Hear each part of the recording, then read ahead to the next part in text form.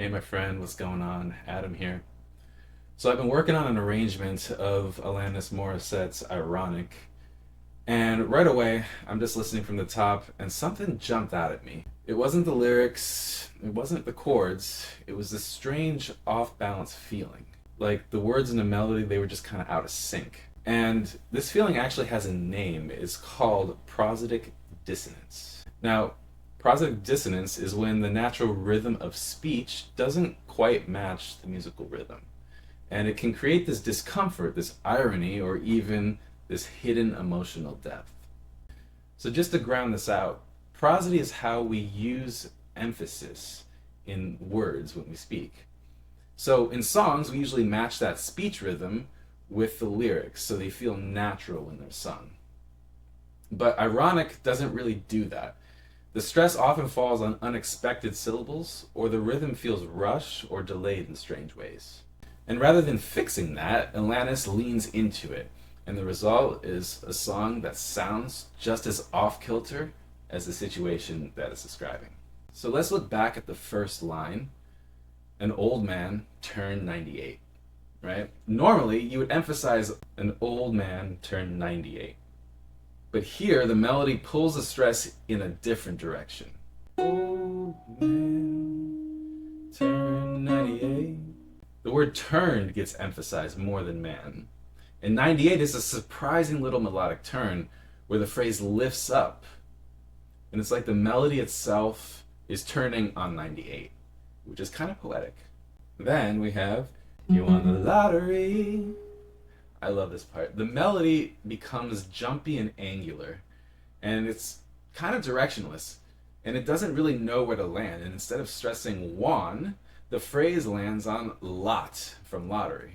That's an unusual emphasis. Lottery isn't where you expect the drama, but that's exactly where she puts it. And died the next day. Now suddenly the melody is dropping, and it's resolving to the G sharp minor chord, which is the 6th chord in B major. And this is our emotional anchor. Day, here, this is the 3rd of that G sharp minor chord.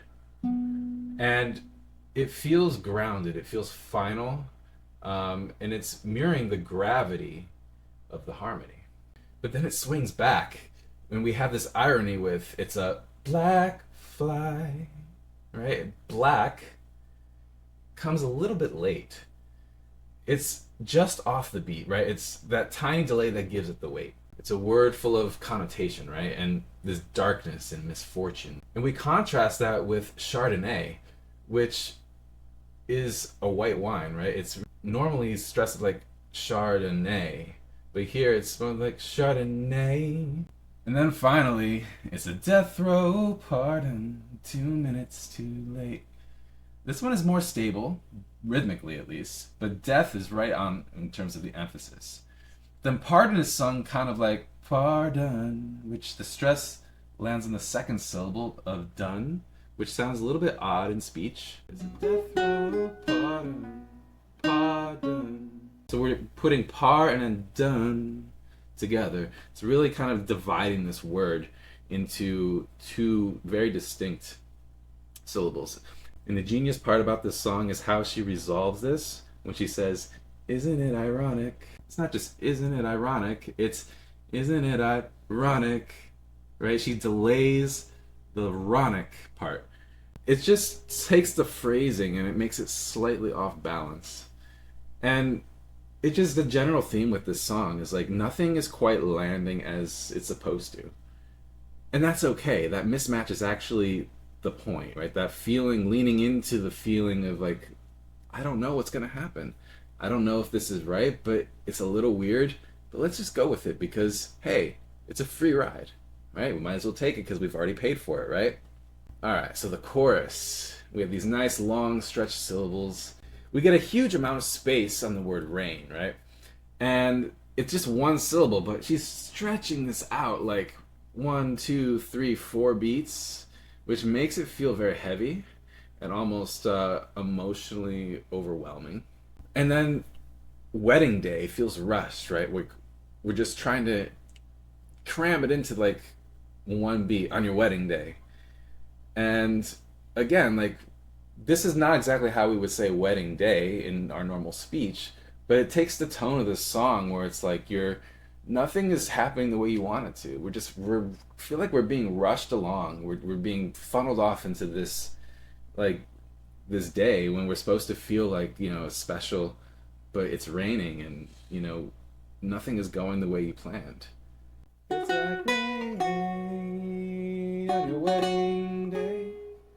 And then we have "It's a free ride." Oh, ride is just like free and ride. They both take this just light and ornamented feel. The beauty of this is like she's just enjoying the journey, enjoying this free ride that she's getting, and having fun even though it's not exactly what she wanted. It's almost like we're trying to embrace this idea of freedom even though the lyrics are saying the complete opposite. The dissonance is emotional as well as rhythmic.